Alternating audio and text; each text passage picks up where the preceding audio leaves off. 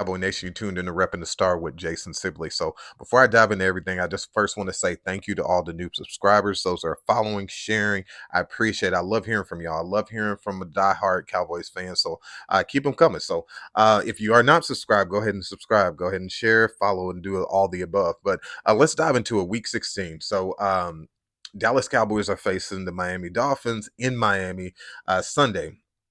Now, I actually thought they would probably flex this game because, if I'm not mistaken, the Sunday night game is the Broncos against New England or something like that.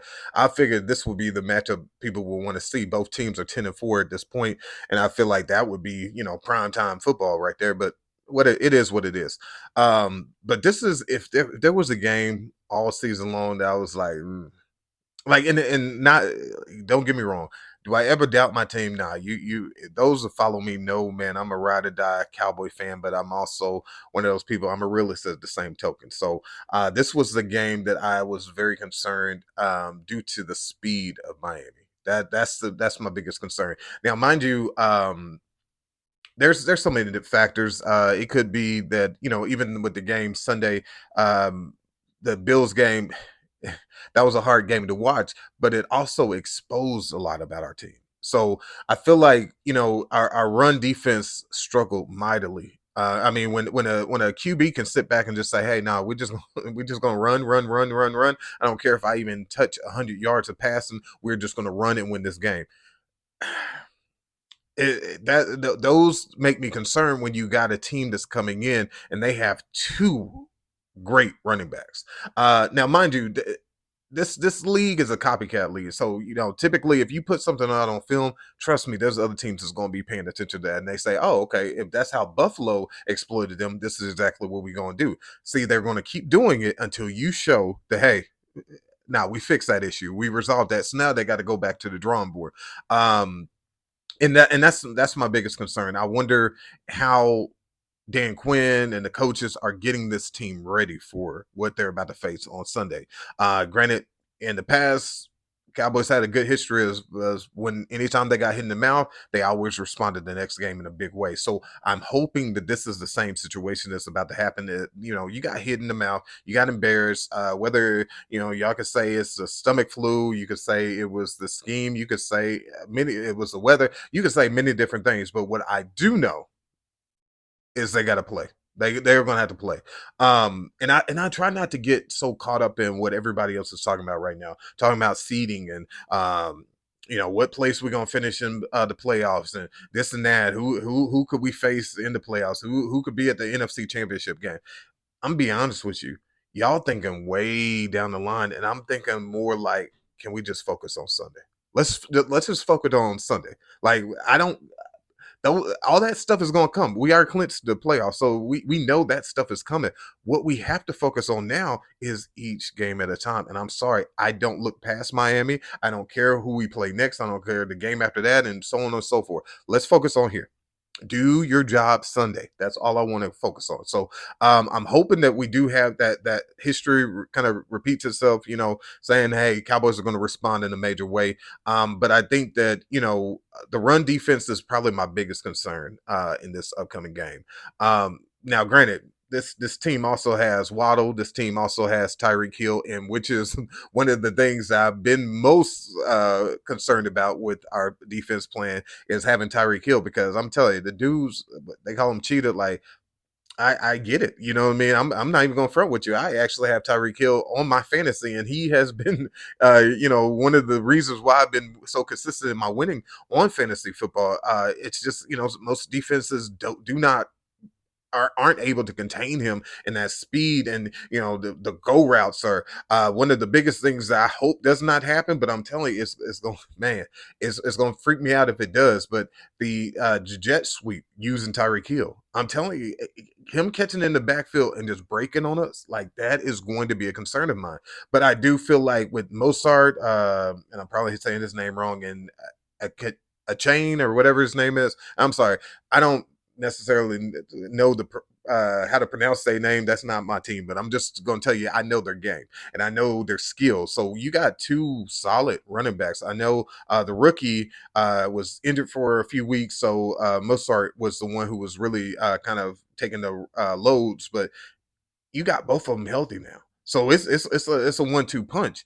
And so if we have not figured this out with Hankins, we don't know if Hankins is going to be ready. You know what I mean? And even when Hankins wasn't, and that's another thing. A lot of people kind of hold on to the fact of saying, "Hey, if we had Hankins, then maybe Buffalo wouldn't have ran all over us." But or some people even say Van Der Esch. I don't agree with that. I feel like our run defense has struggled mightily. Because if you even look at the game, what was it? Week 3 against the Cardinals? James Conner ran all over us. Who was in that game? Van Der Esch and Hankins. So I don't necessarily believe that it's just personnel. I think yes, do I think that Hankins brings us some some value? Yes, absolutely. Of course. That's the reason why we were excited when we were able to get him for another year. Yes, he does bring some improvement to our run defense. But if they're breaking out on the corners, it has nothing to do with Hankins. You know what I mean? So it's us being disciplined, us not shooting the wrong gaps, us not sit there. One of the biggest things is missed tackles. That was the thing that in the Buffalo game. It was missed tackles, missed tackles. If we can sit there and avoid those situations, yes, I think that our run defense could do something. But this is going to be a game that not only will it be the run game, it will also be, the passing. I mean, Tyreek Hill is almost due for like 200 yards, be the first wide receiver to ever get 200 yards in the season. You think they're not going to force feed him? Like it's going to happen. So I wonder, I'm hoping our defense has the schemes to sit there and contain him. Hey, but I don't want Tua and Tyreek Hill to have a showcase game like this. Nah, history does not need to be something made on us like the whole 9 yards, because I could see them like trying to go for like almost 200 yards with Tyreek Hill against Dallas, and so it's a lot to be concerned about. But there's also a reason why they are 10-4. See, though they have all these strengths, they have a great, they have a good defense, they have a good offense, but there's a reason why they're 10-4.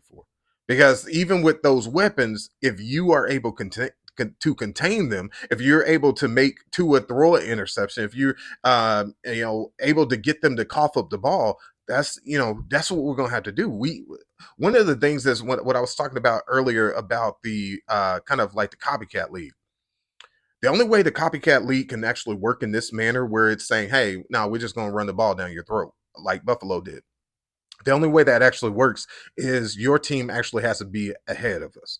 You have to, Cowboys don't like to play from behind. So if you are beating us by what Buffalo had, 14, you know, by that time, it's like, okay, now we can sit there and do the run game, because now we're going to just milk the clock. We're going to let the clock just keep running out because you're not stopping our run and we're just milking the clock. If you are able to do that, yes, it's going to be effective. But if you are playing a game where it is a shootout, let me just give you an example. If it's a game like the first time we played Philly, that wasn't a game where you could say, "Hey, we're just going to run it down your throat." No, we are going to have to pass, because you are matching us uh TD to TD. Like, no, we are going head to head. You literally have to be beating the Cowboys by at least 2 scores in order for that plan to work. So my biggest thing is the Cowboys are going to have to strike really quick. They're going to have to sit there and get this team get them off the field. That's not doing no costly penalties. That's not making just bonehead decisions.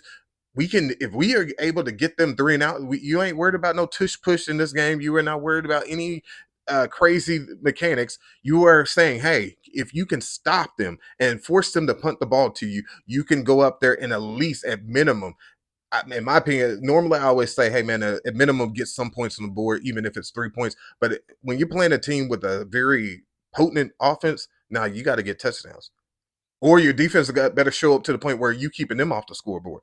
That's the kind of game that we have to see on Sunday. This is not a game you can go in there very lax and sit there and say, well, we got the playoffs. The Eagles lost Monday, so we good. No, we're not good. We're only the only thing with the loss what the Eagles did for us, it kept us in the race for our division. That's all it did. It did not change anything when it comes to guaranteed that you're going to avoid San Fran at this point, or you guaranteed this. No, all it did was help us sit there and compete for that number one spot. But in order to compete for that number one spot, you have to keep winning. So, do I think, in my personal opinion, do I think Philly is going to lose at least one more before the season ends? Yes, I do. So that means Dallas has to win out. You are going to have to stay and keep pace. Had we sat there and kept pace against Buffalo, we would now be sitting over Philly by one game. But that's what I'm saying. Don't look in advance. Don't look beyond each game. Focus on this game that we have. This is what right now. I heard somebody say something the other day. I believe it was Nate Newton. He said the playoffs started now. See, everybody thinks the playoffs starts, in the next few weeks. No, this is the playoffs right now because every game that you play right now matters. It's going to matter to you. So you have to sit there and take these games serious. There's no such thing as taking a game off. You can't sit there and say, "Oh, we just had a bad outing." We can't afford it at this point. If we have a bad outing, let that be Buffalo. But from here on out, no, you can't afford to have a bad outing. You are going to have to compete. So I look to see, we don't know 100% if Tyreek Hill is playing. He set out last game due to I believe it was ankle injury. So we don't know. There's no guarantee that he's truly playing this game. But if he is playing, that is a concern. The run game is going to be a concern. Another concern that I would actually even call out is if y'all remember, there was a game. Man, I can't remember what week it was, but it was. I mean, the Cowboys were doing well, but then all of a sudden we had the Broncos. At AT&T Stadium, Teddy Bridgewater was the QB, and that was the game that everyone, based on records, everyone was like, "Oh man, the Cowboys, this is an easy win." And that was a very embarrassing win. It was so lopsided from the beginning to the end. Guess who was their defense coordinator? The same defense coordinator who's on the Miami Dolphins. So I remember even after that game, he told the league, he was like, "Well, I gave the league the blueprint on how to beat the Cowboys because the Cowboys were flowing, the Cowboys were moving." It seemed like, man, it was like, man, the Cowboys going to make it deep in the playoffs. They keep playing like this. Then all of a sudden, we came against him, and then all of a sudden, it was that shell coverage, and instantly, now we can't have no breakout plays and everything like that. He sat there and said, "Hey, this is how y'all beat them." And they did. They beat us. And there were a few teams that actually mimicked what he did in order to compete with us. Now, am I saying that this is that Broncos team and the Dolphins team? They have the same pieces, and they're because even if you try to take the blueprint of many different teams, you have to have the personnel to match it. You know what I mean? So I'm not saying that they have the personnel that's going to match us the way those Broncos did, but what I am going to say is you have to understand that uh, defensive coordinator understood how to sit there and limit your team. Now it's going to take Dak. It's going to take these receivers to sit there and say, "Hey, how do we exploit this? How you play me one way, I'm about to sit there and I'm gonna punish you in that, and you're gonna have to change the game plan." That's what I want to see. I didn't see that our receivers, our tight ends, in the last game really fought to get open. It was very and no, I'm not going to criticize the team. I'm just saying I did not see them really try to get open. So there were times where Dak had to hold on to the ball way too long because we were not open. There were times where he had no time to at least throw the ball and let it go, was because our offensive line allowed pressure. So that's another key piece. Is Zach Martin playing? Like that's a that's a huge piece. Like now, I don't feel like that's where the struggle came in with the game on Sunday. I felt like Tyler Smith had some whiffs that allowed Dak to get sacked. Still had some that still actually had several. And I don't know what's going on with Still because he was such a promising player, and after that injury, it just seems like he's not truly himself. Now, granted, it could be that it's going to take him another year before he gets back to his true form, but that is a liability at this point. But if the Cowboys with Zach Martin, if we could sit there and protect our QB, wide receivers, we're not worried about rain. Hey, Let's fight to get open. Give Dak somewhere to throw the ball so he's not holding the ball or sit there scrambling, taking hits that he don't need to take. We got it. We're gonna have to play complementary football on all aspects of this game. Special teams, defense, offense. We are coaching. Like we are going to have to sit there play complementary football in this game. Now is that special time where I have to sit there and give my predictions. Um, Even though I'm concerned about this game, I am hoping. If I had to give a prediction, I'm going to say that this is going to be a pretty up there game. I think that this is going to be a game that's over 30 points. So I'm going to say Cowboys 35, Miami 27. I hope I'm right. But I'll see y'all Sunday so we can do the reaction. Hey, if I don't get this, well, some of y'all may not see before then, but I just want to wish everybody a Merry Christmas. I hope you enjoy your time with your family and friends. God bless.